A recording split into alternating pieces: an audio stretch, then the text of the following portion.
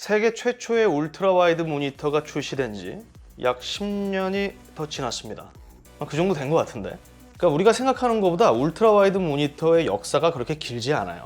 그리고 지금까지 정말 다양한 제조사들이 21대구 모니터들을 내놓고 있는데요. 그만큼 수요가 이전 대비 많이 늘어났다는 것을 알 수 있는 부분이죠. 이번 영상의 주인공은 그 다양한 울트라 와이드 모니터 중에 하나입니다. 당연히 신제품이죠. 알파스캔 AOC U34G3X 34형 WQHD IPS 울트라 와이드 게이밍 모니터입니다. 5월 21일 기준 아직 국내 정식 출시되지 않은 모델입니다. 그래서 국내 출시 가격은 저도 모르는 상황인데 해외 가격이 649달러, 하나로 약 80만 원입니다. 69만 9천 원. 그래? 방금 들어온 속보입니다. 국내에는 69만 원, 약 70만 원에 판매된다고 합니다. 축하드려요. 참고로 알파스캔은 국내 브랜드고요. 자체적으로 모니터를 생산하기도 하지만 이렇게 AOC의 제품을 수입, 판매하고 있습니다. 필립스도 있고요. 이런 말 하면 좀 그런데 국내에서 LG, 삼성 제외하고 그 다음으로 제게 좋은 인상을 남겨줬던 모니터 제조사가 알파스캔이었어요. 오래전부터 좀 사후 서비스로 평가가 굉장히 좋았던 기업입니다. 알파스캔은. 덕분에 서론이 길어졌는데요. 알파스캔 AOC U34G3X 본격적인 제품 이야기를 시작해 보도록 하겠습니다. G3X 세 번째라는 소리입니다. 이전 모델이 있다는 건데 저는 직접 써본 적이 없어요. 그래서 제게는 굉장히 낯선 AOC의 울트라 와이드 모니터입니다. 그런데 패키징을 포함해서 전반적인 제품 디자인은 기대 이상으로 깔끔하게 잘 빠졌습니다. 거미 다리 마냥 길게 뻗은 금속 스탠드 받침대를 보세요. 살짝 이질감이 느껴지지만 이게 쭉쭉 빠졌습니다. 덤으로 스탠드까지 얇게 설계되면서 전체적으로 늘씬한 인상을 주고 있죠. 스탠드 하단에는 케이블 홀이 뚫려 있고요. 그 외에 케이블을 정리할 수 있는 부가 장치는 없습니다. 스탠드는 틸트, 스윕을 높이 조절을 지원하는데 특이점이라 한다면 디스플레이를 거의 바닥까지 내려 꽂을 수 있다는 점이요. 사용자 환경에 따라 좀 더 유연하게 디스플레이 위치를 조절할 수 있습니다. 원한다면 모니터 암을 사용할 수도 있고요. 디스플레이 인터페이스 쪽은 생각보다 화려합니다. HDMI 2.0, DP 1.4 각각 2개씩 지원하는데 USB 쪽이 제게는 좀 새롭더라고요. USB 3.2 Gen 1 포트가 총 4개입니다. 아주 넉넉하죠. 이 정도면 USB 허브를 따로 쓸 필요가 없을 것 같아요. 근데 아쉬운 점이 있다면 USB Type-C 포트의 부재, 또 다른 하나는 업스트림 케이블을 제공하지 않는다는 점입니다. 기본적으로 패키징에 업스트림 케이블이 없어요. 디스플레이 마감은 나쁘지 않아요. 근데 이게 참 말하기 조심스러운 게 이보다 훨씬 고가 제품들임에도 불구하고 유격도 있고 또 매끄럽지 않게 처리된 경우도 제법 많습니다. LG도 그렇고 델도 그래요. 좀 제 눈에는 좀 아쉬웠던 부분이 있어요. 그게 어디냐? 바로 이 부분입니다. 좌측 USB부와 동일한 위치에 돌출된 이거를 재단선이라고 해야 할지는 모르겠는데요.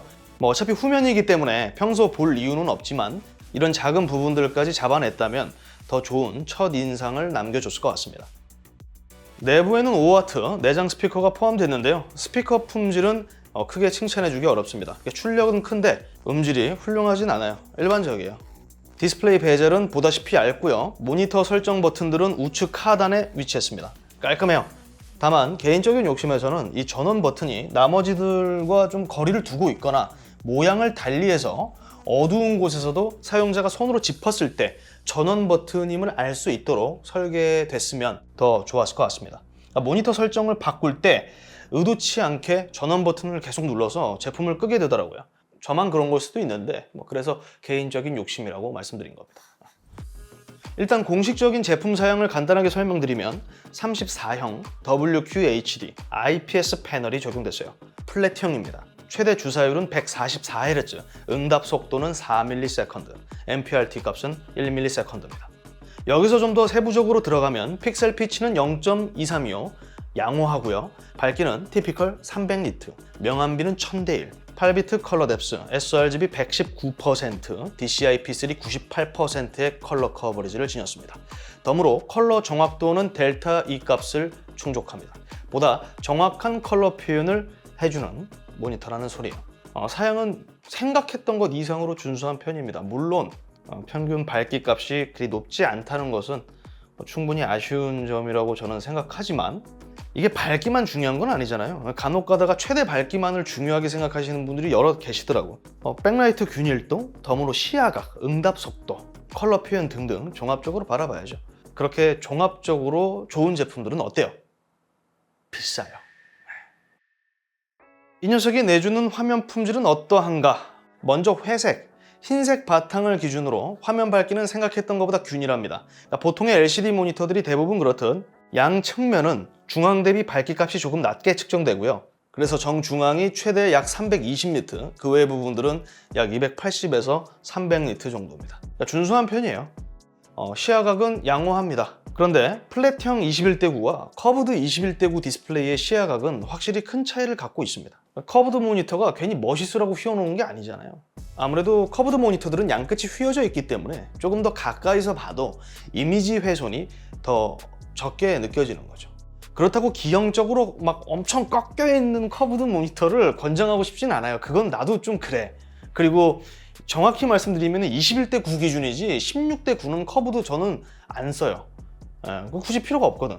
그래서 이런 플랫형 울트라 와이드 모니터는 커브드 대비 어느 정도 거리를 더 두고 사용하는 게 좋습니다.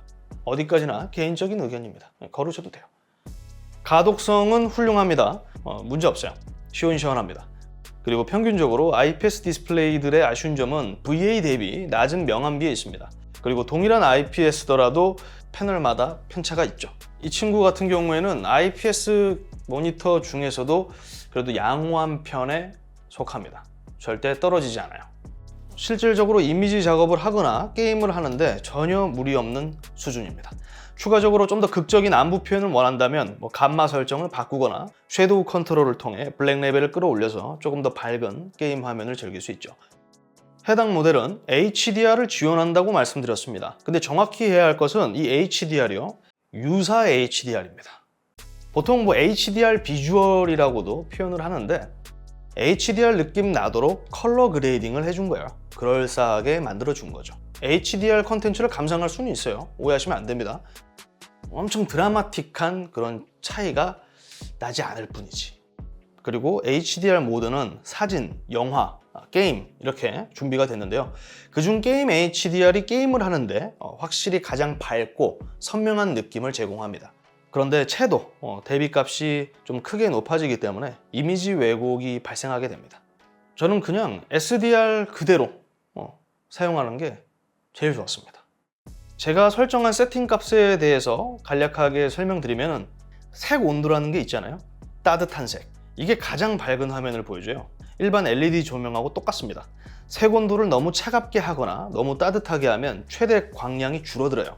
자, 감마는 플러스 2 설정해 놓고 DCB 모드를 풀 엔핸스를 먹여서 컬러 톤을 좀 살려주면 정말 괜찮은 화면을 보여줍니다. 그러니까 결론적으로 HDR보다 그 화면이 저한테는 더 맞더라고. 그러니까 실제로 사용해보면 300니트임을 잊을 정도로 멋진 화면을 보여줍니다. 500니트 미만의 모니터에서 HDR을 쓰는 것은 저는 욕심이라고 좀 생각해요. 소심한 사치. 디스플레이 관련 계측 장비가 없어서 두루뭉술하게도 이 녀석의 정확한 색상 정확도 검증은 어렵습니다. 하지만 색상 표현에 있어서 불만족스럽진 않아요. 저도 눈이 굉장히 예민한 편에 속하는데 색 표현에 대한 아쉬움은 느낄 수 없었습니다. 144Hz의 주사율은 길게 설명하지 않아도 여러분들 이제 다 잘 알고 계실 거라고 생각합니다. 부드럽죠? 저는 120Hz로도 충분하다고 보지만 이처럼 부드러운 화면을 볼 수 있다는 것, 단점이 될 수 없습니다. 중요한 건 응답 속도인데 공식적으로 4ms임을 밝히고 있어요. 그런데 명시된 4ms는 오버드라이브 값입니다. 최대치로 설정했을 때 나오는 수치고 오버드라이브를 끄고 사용한다면 당연히 4ms, 그보다는 조금 더 느립니다. 그런데 OD 설정을 하지 않아도 울트라 와이드 모니터 기준으로 보면 가격 대비 저는 굉장히 준수한 편이라고 보고 있어요. 그리고 OD 값을 최대치로 줬을 때 이미지 잔상이 확실히 크게 줄어드는 것을 확인할 수 있었는데요. 흥미로운 점은 꽤 이전 제품들 경우 OD 값을 크게 올리면 거의 대부분 역잔상이 남아서 항상 그 중간 단계 정도로 설정해서 사용했습니다. 근데 이 녀석은 그냥 강하게 밀어붙여도 큰 이질감을 느끼지 못했어요. 실질적으로 사용하는데 큰 불편함이 없었다는 거죠. 제가 보기에는 정말 깨끗한 화면을 보여주고 있다고 생각해요. 아쉬움이 없습니다.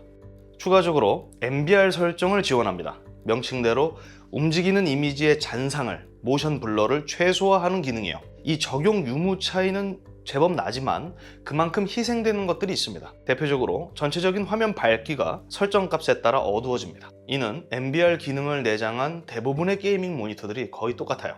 밝기를 희생시킨다는 것은 제 입장에서 게임하지 말라는 소리예요. 여기서 뭘 더 낮춰? 어딜 더 낮춰? 그리고 프리싱크 프리미엄 기준을 충족합니다. 지원하죠. 기존 프리싱크의 업그레이드 버전이라고 볼 수 있는데요. 페어링, 게임 화면 찍힘 현상을 방지함과 동시에 저프레임률 보상, LFC를 지원합니다. 참고로 MBR 설정을 켰을 때는 프리싱크 기능을 사용할 수 없습니다. 거꾸로도 마찬가지고요. 그건 말씀드릴게요. 혹시 몰라서 엔비디아 G싱크 호환 됩니다. 혹시나 해서 모르시는 분들 계실까봐. 예전에도 말씀드렸지만 저는 울트라 와이드 모니터는 게임을 잘하기 위해서 구입하는 아이템이라고 생각하지 않아요.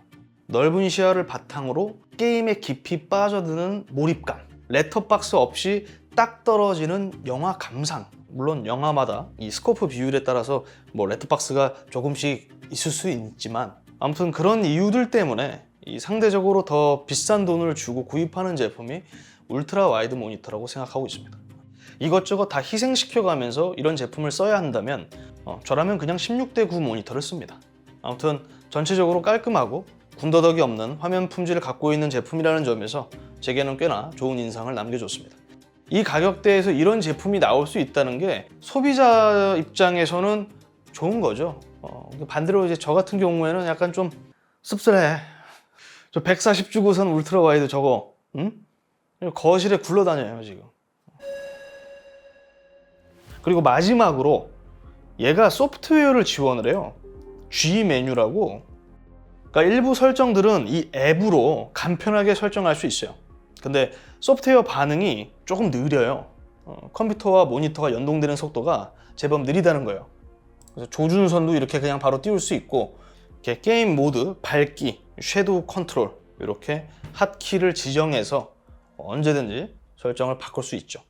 어쨌든 이런 기능들을 지원한다는 거 안 하는 것보다 낫죠. 날씬한 외형, 빠른 응답 속도, 쨍하진 않지만 깔끔하게 정돈된 화면 품질이 특징인 울트라 와이드 모니터 알파스캔 AOC U34G3X였습니다. 국내 판매되고 있는 비슷한 크기, 비슷한 가격대의 울트라 와이드 게이밍 모니터들은 저도 다 사용해보진 않았습니다.